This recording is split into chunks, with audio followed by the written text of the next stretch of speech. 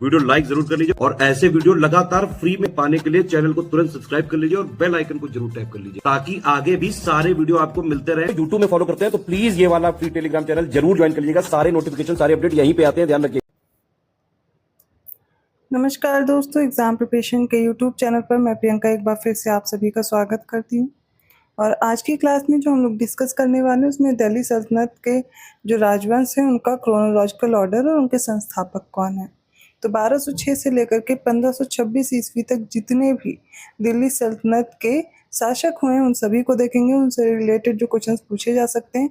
खासकर क्रोनोलॉजी वाले क्वेश्चन आपके गलत नहीं होने चाहिए, इसलिए मैंने ये टॉपिक लिया हुआ है। 50 मोस्ट इंपॉर्टेंट टॉपिक की सीरीज हम लोग देख रहे हैं यूपीपीसीएस प्रीलिम्स एग्जाम के लिए, और इसके साथ ही रात को 9 बजे मॉक टेस्ट भी सॉल्व करते हैं जो कि आपके प्रीलिम्स एग्जाम के लिए इंपॉर्टेंट है।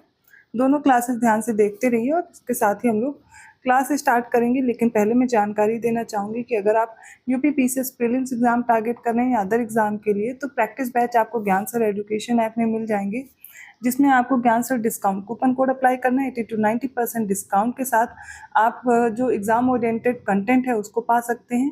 और कट ऑफ क्वालिफाई करने के लिए जितना मटेरियल चाहिए होता है, प्रैक्टिस सेट और जो आपके शॉर्ट नोट्स है उतना अवेलेबल है, उसको रिवाइज कीजिए और कट ऑफ आसानी से क्वालिफाई हो जाएगा। UPSI, LT grade, GIC, BEO, इन सभी की वैकेंसीज जो हैं और इनके लिए कोर्सेज अवेलेबल हैं, आप देख सकते हैं। तो कोर्स से रिलेटेड जानकारी हो गई। चलिए आज की क्लास स्टार्ट करते हैं। सबसे पहले देखेंगे कि कौन कौन से हमें राजवंश पढ़ने हैं इसमें, ठीक है। तो हमें 5 पढ़ने हैं, जैसे कि गुलाम वंश, खिलजी वंश, और इसके बाद है तुगलक वंश, सैयद वंश और लोधी वंश, ठीक है। तो इनको हम लोग देखेंगे। सबसे पहले देखिए जो गुलाम वंश है इसका जो समय है वो क्या है, 1206 से 1290 ईस्वी है, ठीक है। और इसके बाद आपको ध्यान ये रखना है कि मामलुक वंश के नाम से भी इसको जानते हैं। दिल्ली सल्तनत का पहला राजवंश था और इसकी स्थापना किसने करी थी, तो कुतुबुद्दीन ऐबक ने की थी। ध्यान रखने योग्य बात यह है कि इसकी स्थापना किसने की थी, तो कुतुबुद्दीन ऐबक ने की थी, ठीक है, इंपॉर्टेंट है। चलिए आगे देखते हैं। नेक्स्ट है खिलजी वंश, जिसकी स्थापना 1290 में हुई थी। 1320 तक के शासन करते हैं। खिलजी वंश एक तुर्क अफगान राजवंश था, भारत के दिल्ली सल्तनत का दूसरा राजवंश था। इसकी स्थापना किसने की, तो जलालुद्दीन फिरोज खिलजी है। और इसमें हमें इंपॉर्टेंट है जो शासक पढ़ना होता है वो अलाउद्दीन खिलजी है। नेक्स्ट है तुगलक वंश, जो 1320 से 1414 तक रहता है। और ये तुगलक वंश मध्यकालीन भारत के दौरान उभरा और दिल्ली सल्तनत पर शासन करने वाला तीसरा राजवंश था। स्थापना गयासुद्दीन तुगलक ने की थी। यहाँ से प्रश्न बनने की संभावना ये भी रहता है कौन सा राजवंश है जिसने सबसे अधिक समय तक शासन किया, या फिर कौन सा ऐसा राजवंश है जिसने सबसे कम समय तक शासन किया। तो इसके लिए आपको डेट जरूर याद रखनी है। नेक्स्ट है सैयद वंश, जो 1414 से 1451 तक रहता है। सैयद वंश ने तुगलक वंश के बाद दिल्ली सल्तनत के चौथे राजवंश के रूप में शासन किया था। और इसकी स्थापना किसने की थी, तो खिलजी खान ने की थी। नेक्स्ट है लोधी वंश, 1451 से 1526 तक रहता है। और लोधी वंश एक अफगान राजवंश था, यह दिल्ली सल्तनत का 5वां और अंतिम राजवंश था। और इस राजवंश की स्थापना की थी तो बहलोल लोधी ने। पानीपत का युद्ध होता है बाबर के साथ इब्राहिम लोधी का, और यहीं से लोधी वंश की समाप्ति होती है और मुगल सल्तनत या मुगल काल स्थापना हो जाती है और वहां से शुरुआत होती है। मुगल काल को हम लोग अगली क्लास में डिस्कस करेंगे। अभी हम क्या करने वाले हैं, एक एक राजवंश को देखने वाले हैं। इसमें सबसे पहले जो राजवंश है वो गुलाम वंश के बारे में पढ़ना है। इनका समय क्या है, 1206 से 1290 याद रखना है, ठीक है। इसके साथ ही से मामलुक वंश या गुलाम शासक हम लोग कहते हैं। इसमें देखिए सबसे पहले जो इसकी स्थापना की थी वो कुतुबुद्दीन ऐबक ने की थी, इसे ऐबक सेल के नाम से भी जानते हैं। इसकी कालावधि याद रखनी 1206 से 1210 ईस्वी तक रहती है। उपाधि जरूर पूछी जाती है सबकी, आपने देखा पिछली बार भी प्रश्न यहाँ से बना हुआ, आरओ में भी आया था। पील बख्श, लाख बख्श, कुरान ख्वां, हातिम तूती। मलिक सिपह सालार, ये उपाधि इसको किसने की थी, तो ये मोहम्मद गोरी ने दी थी। कुतुबुद्दीन ऐबक तो इम्पोर्टेंट, इसके बाद जरा समय के लिए 1210 में आता है आराम सा, लेकिन इल्तुतमिश फिर गद्दी पर बैठता है 1210 से 1236 तक। कब इसकी उपाधियां विशेष हो जाती हैं, जैसे सुल्तान सईद, और मिन्हाज ने कहा था भाग्यशाली सुल्तान मतलब सुल्तान सईद। सुल्तान आजम, नासिर, अमीर उल मोमिन, ये खलीफा ने उपाधि दी थी। गुलामों का गुलाम, मकबरों का पितामह, और अभिलेखों में ईश्वर की भूमि का संरक्षक और ईश्वर की भूमि या उनके सेवकों का सहायक कहा गया है, ठीक है। तो ये याद रखिएगा। उपाधियां पूछी जाती हैं, थोड़ी इंपॉर्टेंट हो जाती है क्योंकि अब पूछी जाने लगी। नेक्स्ट आता है रुकनुद्दीन फिरोज, जो कि 1236 में रहता है। फिर कुछ समय के लिए लगभग 4 साल रजिया का समय रहता है। जलालात उद्दीन रजिया, इसने जो उपाधि ली थी वो उम्दतुल निस्वा की ली थी। यहाँ से प्रश्न बनता है 1236 से 1240 तक ये रहती है। इसके बाद क्रम याद कर लीजिए कौन कौन रहता है। तो मुइजुद्दीन बहराम शाह रहता है, अलाउद्दीन मसूद शाह, ठीक है, इसने दरवेश की उपाधि ली थी। नासिरुद्दीन महमूद इंपॉर्टेंट है, 1246 से 1265 तक रहता है। मिन्हाज ने नासिरुद्दीन महमूद को क्या कहा है, दिल्ली का आदर्श सुल्तान और सुल्तानुस सलातीन कहा है। ये इंपॉर्टेंट है, इसको याद रखेंगे, ठीक है। बलबन भी इंपॉर्टेंट है, इसका नाम था बहाउद्दीन, उपनाम क्या था, बलबने खुर्द। 1266 से 1287 ईस्वी तक रहता है। इसने गियासुद्दीन की उपाधि ली थी जब ये सुल्तान बना था। उलूग खां, जिसे महान खां कहते हैं, इसकी भी उपाधि ली थी। नियाबत खुदाई, जिल्लेला ही, ये सारी इसकी उपाधियां हैं। इसके बाद कैकुबाद और कैमूर आता है, 1287 से 1290 तक कैकुबाद, और फिर कैमूर शासन करता है। इसके बाद जो दूसरा वंश स्थापित होता है वो खिलजी वंश है। इसका क्रम याद रखिएगा, 1290 से 1320। सबसे पहले 1290 में स्थापना की जाती है जलालुद्दीन खिलजी के द्वारा। 6 वर्ष इसका शासन रहता है। इब्ने सईफ मतलब तलवार का पुत्र शाइस्ता खां कैकुबाद ने इसको उपाधि दी थी। 70 वर्ष की उम्र में सुल्तान बना था, सबसे अधिक वृद्ध सुल्तान ये रहा है। नेक्स्ट इब्राहिम रुकनुद्दीन रहता है 1296 ईस्वी में। नेक्स्ट है अलाउद्दीन खिलजी या अली गुरसब बोलते हैं इसको।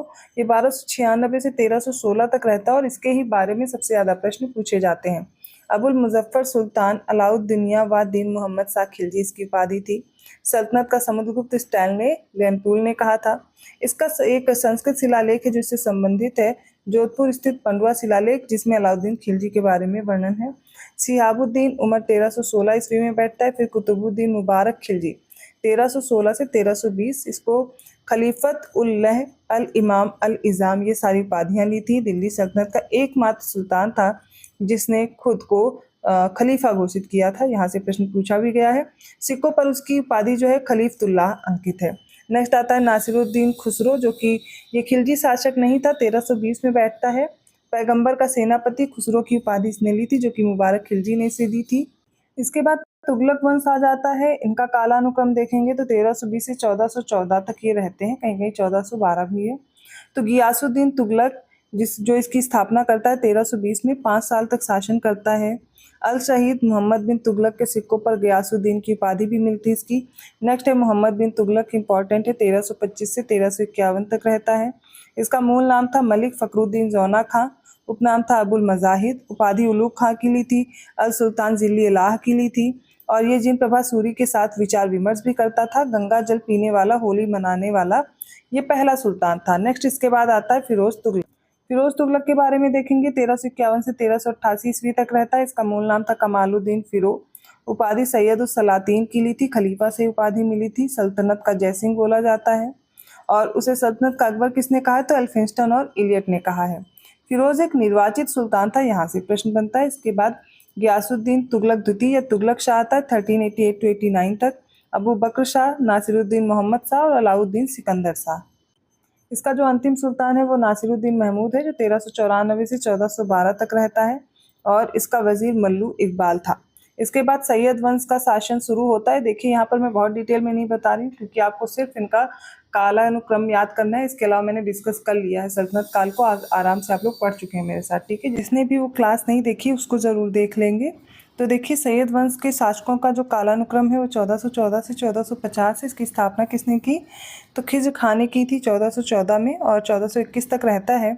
तैमूर ने इसे एक उपाधि दी थी रैयत आला की। इसकी पुस्तक है दरारे जज्बात, जो कि इसकी वसीयत है। बुखारा के शेख जलालुद्दीन ने खिज्र खां को क्या कहा था, तो सैयद कह के पुकारा था। नेक्स्ट है मुबारक शाह, जो कि 1421 से 1434 तक रहता है। सैयद वंश का पहला सुल्तान था जिसने शाह की उपाधि धारण की। मलिक सरवार उल मुल्क मुबारक शाह का ये वजीर था। तारीख़ मुबारक शाही के लेखक थे याहिया बिन अहमद सरहिंदी, इन्होंने इसको संरक्षण दिया था। इसके बाद मोहम्मद शाह और आलम शाह आता है, दोनों का समय देख लीजिए, इंपॉर्टेंट है। इसके बाद लोधी वंश के शासकों का कालानुक्रम देखते हैं। 1451 से 1526 तक रहते हैं। पहला शासक था बहलोल लोधी, जो 1451 में आता है, 1489 तक रहता है। उपाधि क्या कह ली, गाजी इस्लाम खां। 2 बार राज्याभिषेक हुआ था इसका। फिरोज तुगलक, बहलोल लोधी, इब्राहिम लोधी, शेरशाह सूरी, औरंगजेब और शिवाजी, इन सभी का 2 बार राज्याभिषेक हुआ था। यहाँ से आपको ये इंपॉर्टेंट फैक्ट लर्न कर लेना है। 1484 में सरकी वंश के अंतिम सुल्तान हुसैन शाह सरकी से जौनपुर जीत लिया था। नेक्स्ट है सिकंदर लोधी, जिसका उपनाम पूछा गया है गुलरुखी। 1489 में आता है, 1517 तक रहता है। सबसे अच्छी गुप्तचर व्यवस्था इन्हीं के समय पर देखने को मिलती है। आगरा नगर की स्थापना और नामकरण किसने किया? तो सिकंदर लोदी ने किया था, इब्राहिम लोदी। फिर इसके बाद आते हैं 1517 से 1526 ईस्वी तक रहते हैं। और युद्ध क्षेत्र में मरने वाला एकमात्र सुल्तान अगर आपसे पूछा जाएगा तो इब्राहिम लोदी का नाम याद रखना है। बाबर ने इब्राहिम लोदी को अनपरखा सुरमा और कंजूस कहा है। तो ये हमने कालानुक्रम देखे सभी जो सल्तनत काल के समय पर दिल्ली सल्तनत में जो सुल्तान हुए उनके बारे में। इब्राहिम लोदी तक हमने कवर किया है। इनके बारे में डिटेल में आप पहले ही पढ़ चुके हैं, लेकिन एक लिस्ट के फॉर्म में क्विक रिवीजन के लिए इंपॉर्टेंट था कि आपको इनकी डेट याद होनी चाहिए और एक बार इनके बारे में जो उपाधियाँ हैं वो देख लेना है। ठीक है, इसको इतना करने के बाद आपको क्या करना है, अगर आपने डिटेल में नहीं पढ़ा हुआ तो क्लासेस मैंने ऑलरेडी कराई हैं, आप उनको देख लीजिए। इसके बाद हम लोग मुगल काल को डिस्कस कर लेंगे। तो जो मध्यकालीन भारत के इतिहास में इंपॉर्टेंट डेट्स हैं वो आपकी कवर हो जाएंगी। वीडियो कैसा लगा कमेंट करके ज़रूर बताइएगा। वीडियो अच्छा लगा तो लाइक करना मत भूलिए। चैनल को अभी तक सब्सक्राइब नहीं किया है कर लीजिएगा। और पेड कोर्स के लिए ज्ञान सर एजुकेशन ऐप है, उसको डाउनलोड करके आप अपने कोर्स को परचेज़ कर सकते हैं। ज्ञान सर डिस्काउंट कूपन कोड है, अप्लाई करना मत भूलिएगा। धन्यवाद।